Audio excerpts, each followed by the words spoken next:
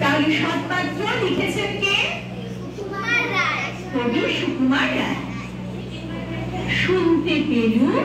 পোস্তা গিয়ে,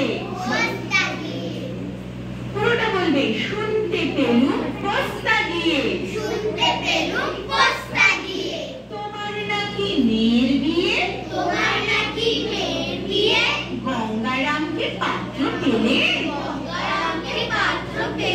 জানতে চাও সে কেমন ছেলে, মন্দ নয় সে পাত্র ভালো, রং যদিও বেজায় কালো, তার উপরে মুখের গঠন অনেকটা ঠিক চার মতন, বিদ্যে বুদ্ধি বলছি মশাই, ধন্যী ছেলের অধ্যবসায়, 19বার ম্যাট্রিকে সে ঘায়েল হয়ে থামল শেষে, বিষয়াশয় ঘুরিতে যায়, কষ্টে সৃষ্টে দিন চলে যায়, মানুষ তো নয় ভাইগুলো তার, একটা পাগল একটা ভুয়ার, আরেকটি সে তৈরি ছেলে, জাল করে নোট গেছেন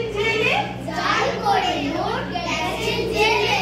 কনিষ্ঠটি তবলা বাজায়, যাত্রা দলে 5 টাকা পায়, গঙ্গারাম তো কেবল ভোগে, পীরের জ্বর আর পাণ্ডুরোগে, কিন্তু তারা উচ্চ ঘর,